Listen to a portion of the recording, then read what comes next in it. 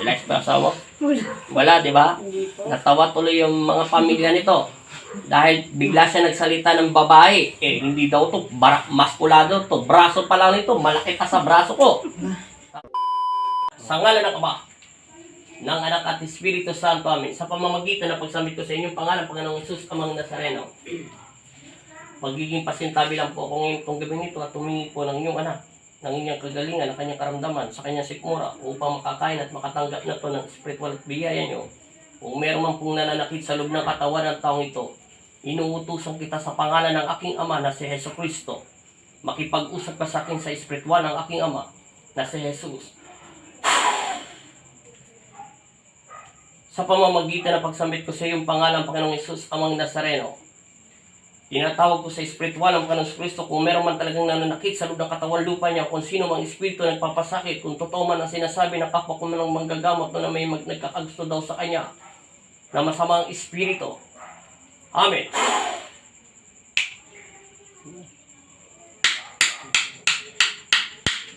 Gusto ko sa Sino ka? Doon ako kasama ko dito sa loob. Saan? Sa loob. Sa loob. Sa trabaho niya. Babae ka, lalaki? Babae. Ikaw ba yung sinasabi ng manggagamot? Oo. Babae ka ba talaga? Oo. Kaluluwa ka? Oo. O sige, pwede ba ako makipag-usap? Katunayan nga niyan. Ano? Binibigyan ko na siya ng Ng ano? kayamanan niya para iwanan niya yung mga pamilya niya. Uulitin ko sa iyo, bilang alipin ng aking Ama na si Hesus Kristo, na si Jesus Nazareno, kung galing ito sa mga manggagamot, hiyasa ngayunan ko at tama naman ang sinasabi nila, pero wala kang karapatan na kunin sa, alam mo ay pag-aari siya ng aking Ama na si Jesus. Naiintindihan mo sinasabi ko? Wala kang karapatan na bigyan siya ng kayamanan. Ang aking Ama magbibigay ng kayamanan sa kanyang mga anak. Ang kayamanan nito ay pag-ibig at kapayapaan at pagmamahal at walang hanggan. Alisin ang galit at isip at nawang Panginoon Kristo ang maghahari sa kanya, hindi ikaw. Wala kang karapatan na pangunahan ng aking Ama. Nilalang ka lang rin ng Diyos. Tanda mo. Ano ka ba? Babae? Babae po. Kaluluwa, patay? Kaluluwa. Saan ka namatay? Ay, kailan ka namatay? 1964. 1964 ka namatay. Ano ang pangalan mo? 1964, may edad ka na. Ano ang pangalan mo? Natatanda mo hindi? Hindi mo natatandaan? Hindi. 1964 ka namatay. Anong kinamatayan mo? Dahil di ko nakapagkasawa. Dahil hindi ka nakapag-asawa? Sobrang tanda. Sa sobrang tanda mo? Hindi ko makalkulado kung 1964, 2022 na ngayon. 2021. Ang taon ngayon ay July 15 ngayon, 2021, 1964 ka namatay. Bakit? Anong kayamanan mo? Mayaman ka ba? Ay, konting ako doon sa loob. Sa loob? Doon sa tinatrabaho niya. May ano ka doon? Kayamanan na ibibigay ko sana sa kanya. Hindi mo na siya kailangan bigyan ng kayamanan. Ang aking Ama magbibigay ng kayamanan sa kanyang mga anak. Kaya anumang kayamanan yon, ibigay mo kung gusto mo. Ipakita mo sa kanyang mga mata. Naiintindihan mo? Bakit niya iiwan ang kanyang pamilya ay may sarili itong pamilya at asawa? Ibig sabihin nyo, nakikiapid ka at nagnanasa. Kahit patay ka, o kung talagang totoo kang patay, wala ka pa rin karapatan na ibigin ito na buhay na tao. Hindi na kasalanan ng aking Ama kung bakit hindi ka nakapag-asawa. Kasalanan mo yon. Bakit ka mo? Binigyan ka na kanya ng mga mata at isip at puso. Naiintindihan mo sinasabi ko sa iyo? May liwanag ka nakikita sa paligid mo? Wala. Ilan ang liwanag? Marami. Nasaan sila? Ituro mo. Babae sila, lalaki? Babae. Yung mga anghel, ang Diyos. Kalasin mo yung nilagay mo sa kanya. Kung pwede, hindi. Kakalasin mo, hindi. Kakalasin ko. Gamitin mo yung kamay mo at tanggalin mo sa katawan niya.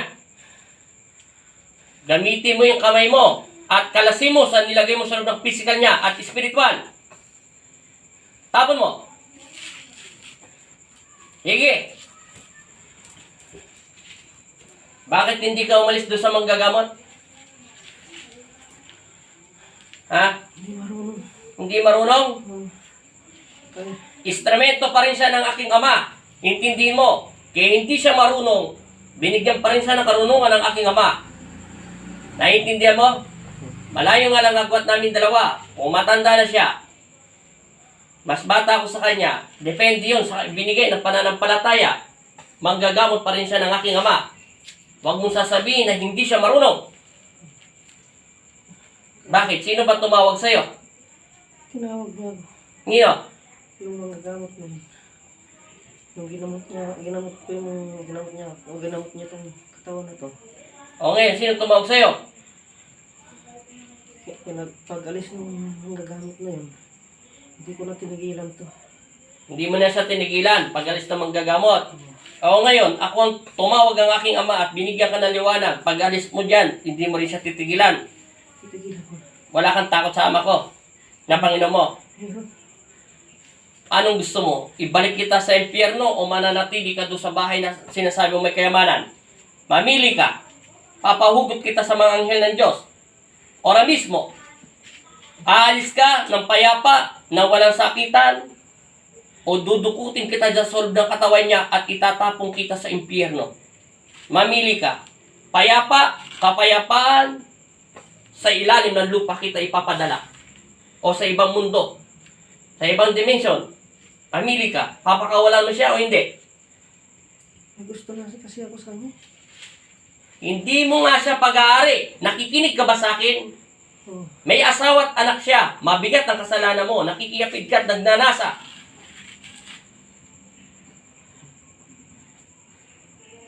...1964 ka namatay. Wala, anak ko anong gagawin mo sa akin? Palalayasin kita sa loob ng katawan niya. At hindi ka na makakapasok. Hindi ko maiwanan itong katawan niya. Hindi mo maiwanan ang katawan niya. Bahala ka na sa akin kung anong gagawin. Ang gagawin ko sa'yo, Oh. ikaw nagpasya. Okay, kalasin mo muna. Kalasin mo. Yung nilagay mo sa kanya, sa buong katawan. Tanggalin mo! Huwag mong pakalaman ang diwa niya. Itapon mo lahat yan. Itapon mo. Lahat. Bilisan mo at nabibigatan ang katawan niya sa espiritu mo. Patay ka na kasi. Titingnan natin kung totoo ka talagang patay. Okay, kalas. Ubusin mo lahat. Susubukan kita kung patay ka talaga. Susubukan ko tong papel. Pero irerekta na kita sa stick para malaman ko agad na ganun kabilis. Pero mayroon akong nararamdaman na kakaiba dyan sa loob ng katawan niya. Meron pa wala na? Meron pa wala na? Wala na. Sigurado? Oo. Sigurado. Oo. Oo, nagsabi niyan ha. Binalaan na kita. Kung may takot ka sa aking ama na pag-aari na ito ng Panginoong Kristo. Ha? Kalasin mo pa lahat. Gamitin mo yung kamay niya. Tanggalin mo. Bilisan mo. Sa pamamagitan ng pagsambit ko sa inyong pangalan, Panginoong Hesus, Amang Nazareno, iilawan niyo pong itong stick nito upang bigyan ng bisa. Amen. Amen. Kalasin mo. Meron pa? Wala na. Meron pa! Kakalasin mo hindi? Masakit na. Ha? Masakit na. Masakit na. Kakalasin hindi? Kakalas na ako. Patay ka hindi? Patay ako. O sige, kalas. Kalas na ako. Sige. Iwanan ko na. O ngayon, kala ko ba mahal na mahal mo siya? Ha? Iwanan ko na siya. O ngayon, babae ka na magsalita. Oo, iwanan ko na siya. Iwanan mo na siya. O, sige, layas. Tanggalin mo muna lahat. Ang isa mo, mukhang katawan naman ito, maskulado, hindi naman to pagkasilahis. Silahis ba asawa? Wala. Wala, di ba? Hindi pa. Natawa tuloy yung mga pamilya nito. Dahil bigla siya nagsalita ng babae. Eh, hindi daw to maskulado to. Braso pa lang nito. Malaki pa sa braso ko. Tapos bigla ka ng, ay! Ha? Wala na po. Wala na? Wala na. Sigurado? Oh. Ibigin mo pa siya, hindi na? Hindi na. Papatayin na lang kaya kita. Huwag. Ha? Huwag na. Ibabalik kita. Oh. Huwag mong papakilaman. Hindi na. Hindi na. Siguraduhin mo na wala ka na dyan. Oh. Sige. Papakawalan kita. Ipikit mo ang ang espiritu niya at huwag mong pakalaman. Di ba mahal mo siya? Di ba mahal mo siya? Oh. Ha? Oh. Di ba pag mahal mo ang isang tao, magiging masaya ka pag masaya siya sa ibang tao dahil hindi mo siya pag-ari? Oh. Naiintindihan mo ako? Oh. Tandaan mo ha, hindi na kita tinawag yan dahil nandiyan ka sa loob ng katawan yan. Naiintindihan mo na? Huwag mong nililinglangin na kapwa ko rin manggagamo. Kung yun lang ang kakayahan niya, yun lang. Nasa ama ko na lang kung palalakasin ang kanyang espiritu. Naiintindihan mo sinasabi ko? Oh. Naiintindihan mo? Kita mo, ang katawan nito ay maskulado, brusko, matipuno. Tapos nagulat sila, bigla nagsalita ng pambabae. Hindi pa ito nagsasalita ng pambabae, di ba? Mukha pa lang katawan nito, mukhang batak sa trabaho. Ang lalaki ng kalyo niya sa kamay. Ibig sabihin, talagang bumubuhat siya mas mabigat pa sa katawan niya. Hindi ako nakikipagtawanan sa'yo, naiintindihan mo? Oh. Titigilan mo siya, ha? Titigilan mo na. Sabi mo, ako ang bahala kung gusto kita ilagay. Ilalagay kita sa garapon. Gusto mo? Sabi mo, akong pinapili mo eh. Kaya nga pinapili kita kanina, di ba? Oh, sige. Kapayapaan, pag-ibig. Eh, sige. Papakawalan ka ng malawalhati o ilulubog kita sa ilalim ng lupa o ibabalik kita sa pinanggalingan mo o sa ibang dimensyon kita o ilalagay kita sa bote. Saan mo? Lagay mo na ako sa bote. Sigurado ka? Oh. Nga, Oh. para hindi mo na siya makita. Oh. Ikaw ang pumili. Oh. Tago mo na lang. Itatago kita. Oh. Para hindi ko na siya makita. Hindi mo na siya makita. Talagang mahal na mahal mo siya, ha? Hindi ka nahiya sa asawa niya? Nakaharap mo ang asawa niya? Ha? Umiibig ka at nakikihapid ka? Naiintindihan mo sinasabi ko? Oh. Naiintindihan mo? Ha? Oh. Sa pangalan ng Ama. Sa pangalan ni Jesus. Ha? O ngayon, kita mo. Ganyan ba? Mukha naman lalaki tong asawa mo. May pagkasilas ba to? Wala. Wala. Anak niyo ba to? Di ba anak mo to, di ba? Sa'yo to galing. Tigilan mo. Hindi pa yan nagaganyan boses. Kahit kailanman. Tigilan mo na. Pakarap pa rin tayo may kling-kling dito, pero totoo to, may sanit talaga to. Kita mo, boses niya, kakaiba oh. Babae. Ha? Hindi mo nga siya tinigilan eh. Tigilan mo na yung ilagay mo na ako sa bote. Nilalagay kita sa bote. Kung hindi kita ilalagay sa bote, ibabalik kita kung saan ka nagmula. Maintindihan mo na? Ha? Oh. Oh. Wala na, meron pa. Wala na. Sigurado? Oh. Itigil mo na to, ha? Oh. Pag sinabi kung humiwalay ka sa katawan niya, humiwalay ka. Oh. Huwag mo ko linlangin, tanda mo. Babangasan ko yung espiritu mo. Sa ngalan ng Ama at ng Anak at Espiritu Santo, gabi na ha, tanda mo. Sa pamamagitan ng pagsambit ko sa inyong pangalan, Panginoong Isus, Amang Nazareno, nasa inyong harapan ang iyong anak, muli pong tatawag at mananampalataya. Tinatawag ko ang haring bato ng aking puso at pinagkaloob ng Diyos amang makapangyarihan sa lahat.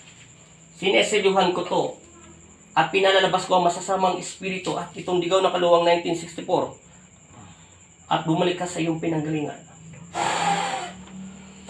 Amen.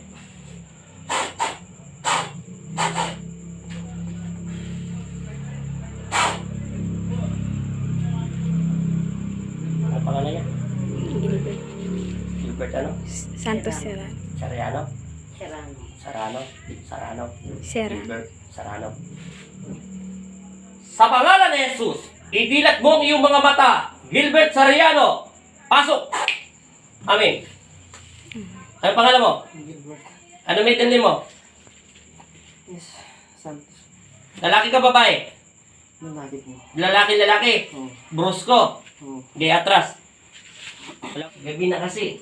Ano pakiramdam mo? Umatras ka muna. Antay mo 1 minuto. Para tumalab lahat yung dasal sa ng katawan mo. Sabi mo, mahal na mahal mo sarili mo. Yuko. Sa ngalan ng Ama. Sabi mo in Jesus name. Jesus name. 3 beses. Jesus name. Amen. Jesus name. Amen. Amen. Pakpakan pa. Kabila.